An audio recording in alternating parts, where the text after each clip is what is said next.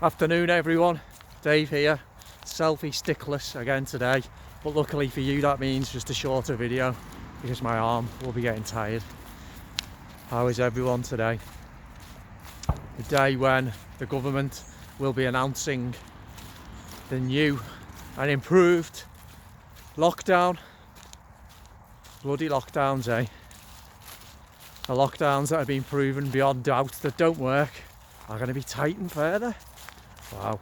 So apparently Matt Hancock now, the power crazed lunatic that he is going to be announcing new tiered restrictions whereby he's going to be barring the sun from rising in the morning and he's going to be stopping the tides from coming in and going out again. So that's going to be in the new legislation this afternoon, I've heard. Anyway, right, so I've been thinking about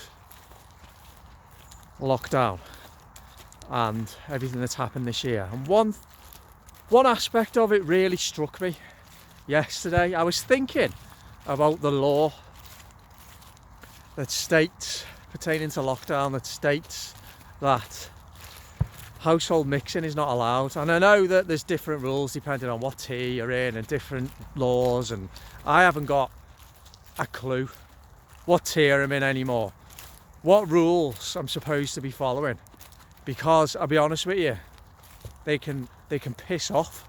I'll do what I want, I'll live my life how I want to live my life. So I don't follow any rules that I have judged to be immoral. But anyway, listen to this, because just think about it. So I have a mortgage with my girlfriend Sarah on my house, and I have maybe half of the mortgage left to pay. So I don't fully own my property in the land it's on yet. Take as an example someone who has paid off their mortgage, so their house they own 100%, and the land that house is on, so that is exclusively their property. It's not the property of the state, it's not the property of the bank, it is their property. And then consider that the government has enacted legislation so that they have jurisdiction on who enters the home of that person. So the person who owns 100% of that property and the land that it's on doesn't have legally the right to be able to choose who comes and who goes. Think about that. How scary is that? Anyone who knows anything about Stalin's rise to power and the policies he enacted once he came into power, his collectivisation policies and confiscation of private property and private land ownership, where he sent his acolytes, his soldiers and his bureaucrats around the Soviet Union to take property, violently seize property off farmers and landowners, killed them, all in the name of collectivisation and communism. We're only a couple of rungs down from that, but it fits in neatly actually with, I'm just swapping hands again, fits in neatly with what the UN Agenda 2030 has laid out in black and white. The transfer of property from private ownership to the state. You might think I'm crazy, but I'm sorry, I'm not. This is not a conspiracy theory, it's a conspiracy fact. But just think about that one policy that I've just talked about there. Consider it. Why should the government have any say whatsoever on who can come into your own home that you own, if indeed you do own it? I know a lot of people don't own their own homes, but just think how immoral that is, how dangerous that is, how totalitarian that is, how communist that is. Think about it. People don't realise the dangerous waters that we're in, and I'm sure many times throughout history people have looked back and thought, oh, if only we would have spotted the warning signs, if only we would have said something, or if only we would have realised, if only we would have opened our eyes and done something.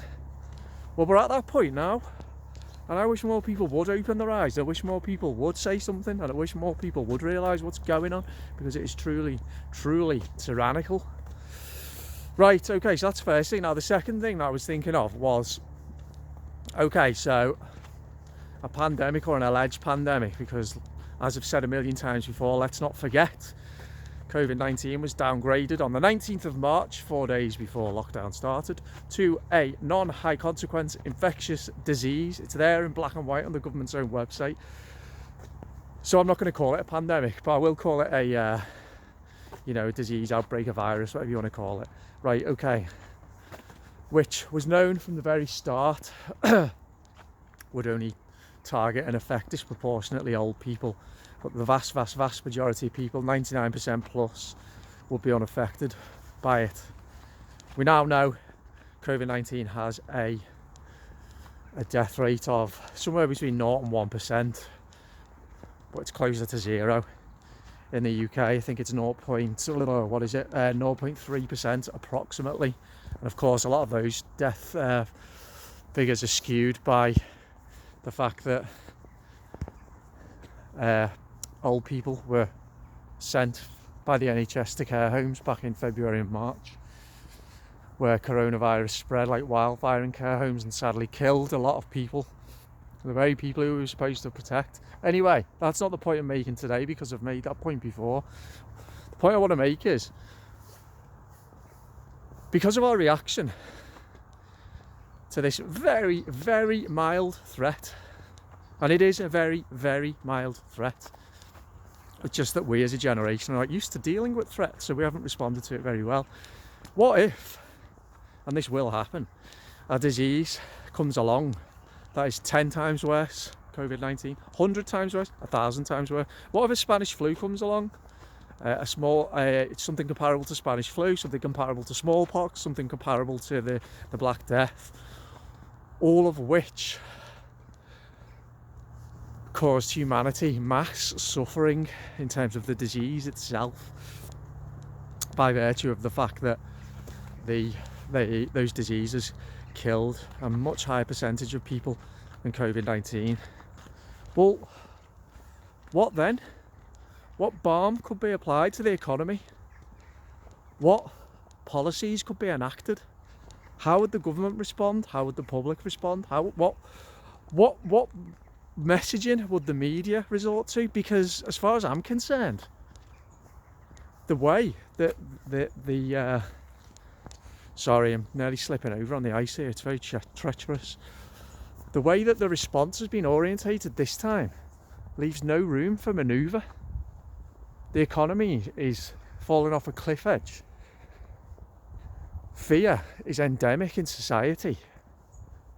There's been mass job losses, businesses being unable to operate and having to shut down, mental health crisis, medical services being removed, a fundamental change to society in an economic, social, health and political sense, all for a virus with a 0.3% death rate. My argument for a very long time now has been not whether policies that have been enacted have been right or wrong, but whether they have been proportional. There appears to be no more room for manoeuvre now, save for the complete confiscation of property and full-blown authoritarian rule. So what worries me is if and when the big one comes along, and COVID-19, people, ain't the big one. When the big one comes along, then what? Well, unfortunately, the public have shown themselves to be unwilling or unable to push back against state intervention, mass state intervention and state power. And the state has proven itself totalitarian ready. We are, as each day passes, moving further and further and further towards totalitarian rule. So my question is, yes, when an actual threat, existential threat, mass threat to life comes along, what then? And I would like everybody to consider that question and to conceive of the likely outcomes. Right, okay, that's today's video. I'm going to go because my arm is killing. Please subscribe if you haven't already. I would massively appreciate it. Share my video if you like what I've said, and please leave a comment. And I'll speak to you soon. Have a good day. And remember, don't pay too much attention to that godforsaken TV in the corner of the room. See you later. Bye bye.